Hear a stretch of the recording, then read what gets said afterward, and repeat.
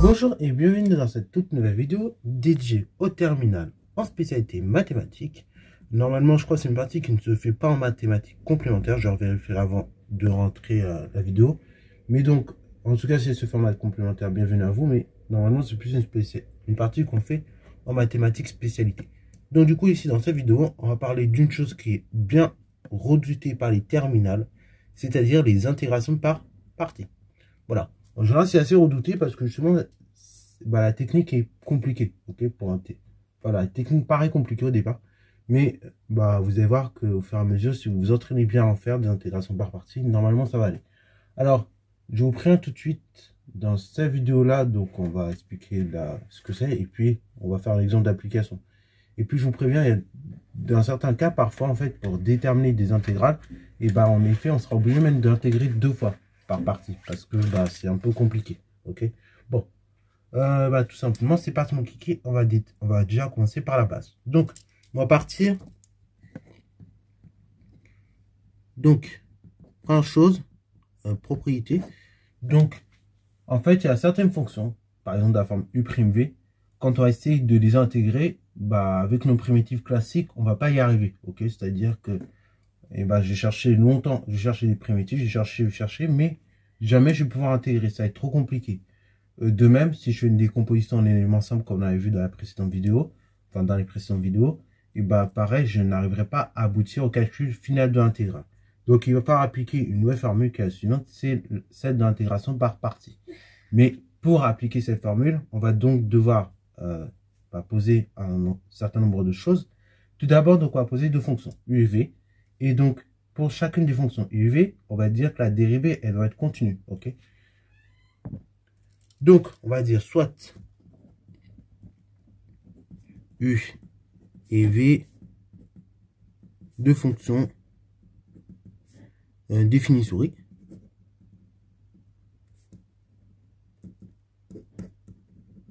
Et de dérivée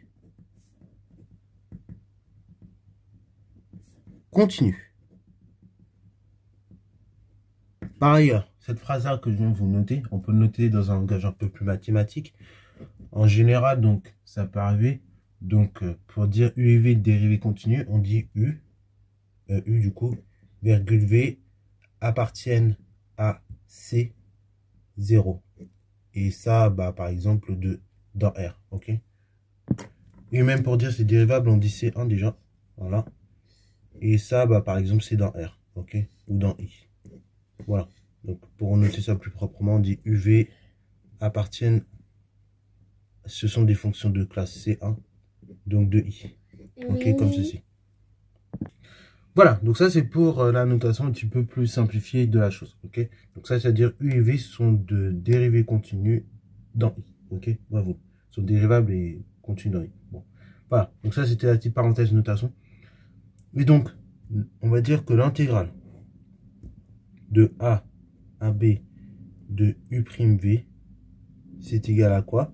C'est égal donc, c'est égal à U', enfin à UV, donc entre B et A, moins l'intégrale de A à B, du coup de UV'. Ok? Et donc ça, c'est la formule d'intégration par partie. Bon, évidemment, cette formule se démontre, et en fait, il faut repartir de la dérivée de U', enfin de UV. Ok? Donc on y va, petite démo. Donc, soit U et V, donc 2 fonctions qui appartiennent à C1. Donc C1 de I, donc c'est-à-dire elles sont dérivables dans I, et de dérivées continues. Je vais mettre quand même. Dans ce cas-là, UV', c'est égal à quoi? Par définition, je dis que c'est U'V plus tout simplement la chose suivante, UV'. Ok? Ça, c'est la dérivée de UV, enfin du produit U fois V. C'est U' fois V plus U fois V'. Ok? Ça, c'est par définition. Ok? Comme on l'a vu en classe de première. Or, on vient de le dire précédemment, U et V sont de dérivées continues. Donc en fait, ça veut dire quoi? Ça veut dire que quand je... Donc là, du coup, l'égalité que j'écris là, elle est conservée quand j'ai cherché à faire l'intégrale. Donc du coup, ça veut dire que primitif, donc là, UV', tout ça, c'est la dérivée. Donc du coup, quand j'ai cherché à intégrer, à faire le sens inverse, et ben, je vais écrire que intégrale, je vais écrire que primitive de UV est égale donc intégrale. Donc ça, entre A et B. C'est égal donc à intégrale de A à B de U'V plus intégrale de A à B toujours de V de U V'. Et après en rebidouillant, donc on trouve bien la formule. Donc intégrale de A à B de, donc là ici je l'avais donné comment? De U'V. C'est égal donc à la primitive de U fois V entre A et B moins intégrale de A à B de la fonction U fois V'. Ok? Donc on trouve bien la formule de l'intégration par partie. Voilà. Donc on prend deux fonctions UV de dérivée continue. Ok? Dérivable et dérivée continue. Tac. Vu que la dérivée, donc on obtient la formule de la dérivée dans le cas d'un produit. Dérivée de U fois V, c'est U'V plus U fois V'. Et après, bah, j'ai cherché à prendre la primitive de toutes ces quantités-là. Donc, primitive de U fois V. Du coup, entre B et A, ce sera égal à la primitive de U'V plus la chose suivante, plus primitive de plus intégrale du coup de U fois V' entre B et A, toujours. Et après, bah, en bidouillant de là à là, vous arrivez très facilement à la formule. Ok? Bon, ça c'est pour la théorie. Maintenant, on va passer à la pratique. Ok? Qui j'espère va vous éclairer un petit peu mieux. Donc en fait, le plus dur, c'est quoi? C'est de trouver la fonction, enfin, c'est de trouver qui est U et qui est V. Ok? Donc on va commencer par un truc assez simple. Donc application.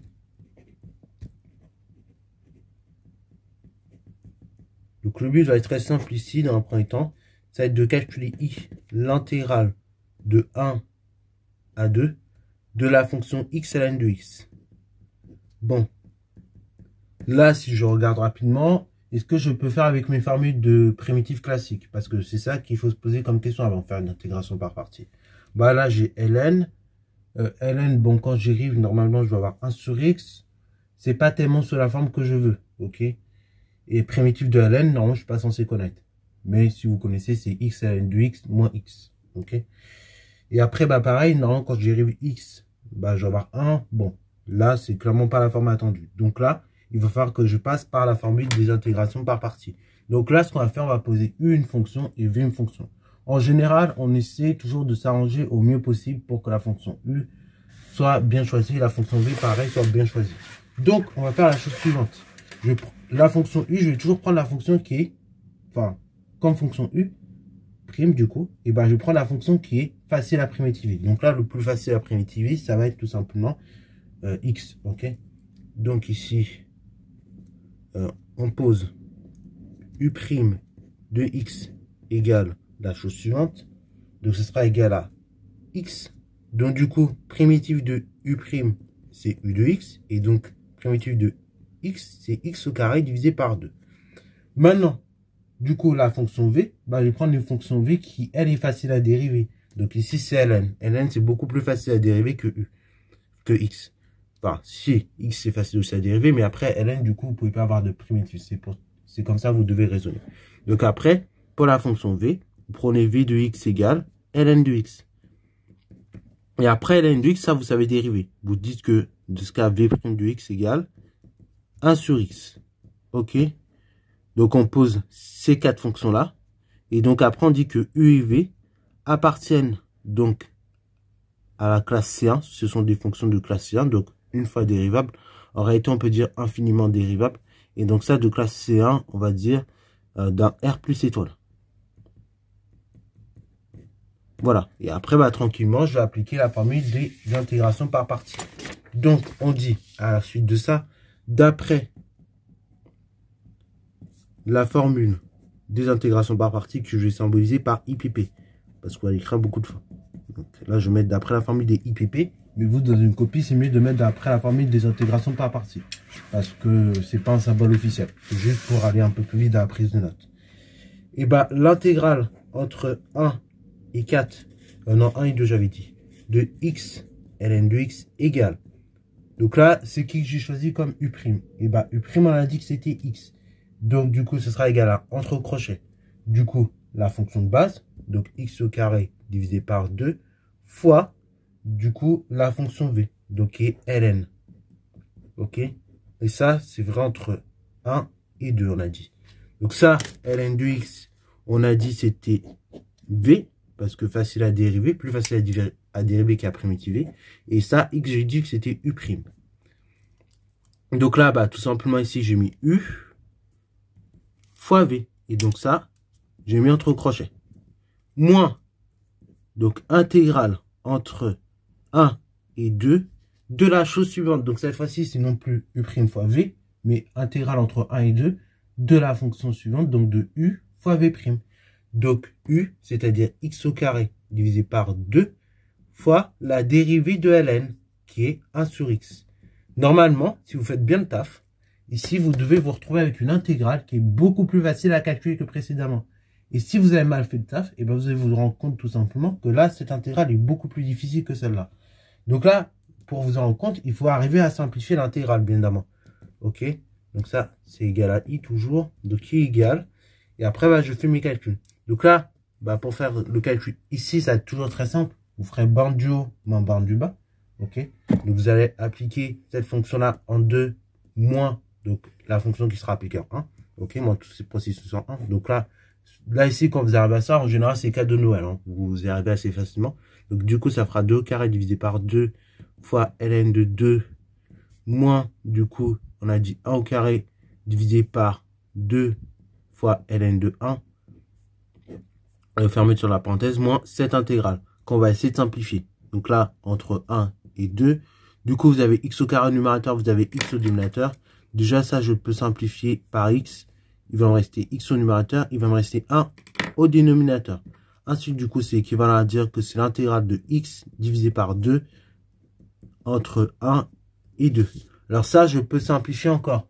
L'intégrale de x entre 1 et 2, donc de x divisé par 2, c'est comme 1 demi fois, enfin c'est comme l'intégrale de 1 demi fois x entre 1 et 2. Et donc ça, par linéarité, donc là, déjà, on va simplifier le calcul. Donc 2 au carré, ça fait tout simplement 4, mais divisé par 2, ça fait 2 ln de 2. Et après, bah là, ici, vous avez 1 demi, moins fois ln de 1. Donc là, ça fait 0, du coup.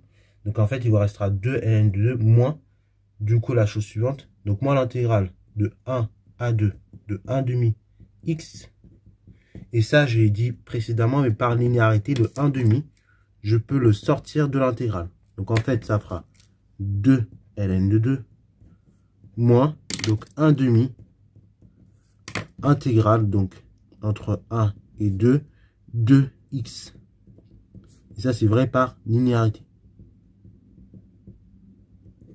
Là, ici, c'est beaucoup plus facile à calculer, l'intégrale de x, puisqu'il suffit juste de proposer une primitive. Donc, primitive de x, bah, vous embêtez pas, hein, vous prenez la plus simple qui vous vient en tête, toujours. Hein. Vous prenez x au carré divisé par 2. Ok, alors là, il faut être à l'aise avec les primitives aussi. Hein, s'il y a des petits soucis là-dessus, et ça, on multipliera par 1,5. Et ça, d'ailleurs, bah, s'il y a des petits soucis sur les primitives, il faut revoir la playlist, donc le chapitre dessus. Donc, i égale 2 ln de 2 moins 1,5 fois donc l'intégrale de 1 jusqu'à 2 de ln de x. Voilà. Et après, bah, je fais mon calcul. Ça fait 2 ln de 2. Et donc, j'ai dit moins 1,5 fois, et bah, le calcul suivant. Donc, en fait, 1,5 fois x au carré divisé par 2 entre 2 et 1. Donc, du coup, ça fera 2 au carré divisé par 2 moins, tout simplement, 1 au carré divisé par 2. Après simplification, vous devez trouver 2 ln de 2 moins 1,5 fois. Donc ici, 2 au carré divisé par 2, ça fait 2 moins 1,5. Bon, on peut encore réduire. Donc ça fait i égale 2 ln de 2 moins 1,5 fois. Donc là, 2, c'est comme 4 sur 2. Et donc en fait, et bah, vous avez 4 sur 2 moins 3 sur 2 moins 1 sur 2. Ça fait 3 sur 2. Ça fait 3 demi. Après, bah, on peut simplifier. Ça fait i égale 2 ln de 2. Donc, moins, tout simplement, 3 divisé par 4, moins 3 quarts. Ok. Et là, donc, c'est la valeur de l'intégrale. Donc, voilà. Donc là, une intégrale que vous ne saviez pas calculer de façon directe avec la formule des primitives, hein, parce que vous ne connaissez pas la primitive d'une telle fonction, et ben vous voyez que via l'intégration par partie, on sait faire ce genre de calcul maintenant. Et donc ça, de manière plus aisée. Voilà, donc j'espère que cette vidéo t'aura plu. Ne vous inquiétez pas, hein, ça je sais, c'est un truc que les terminales vont redouter. Donc on va faire beaucoup d'exercices, on va essayer de faire quelques exercices encore là-dessus pour que ça rentre petit à petit.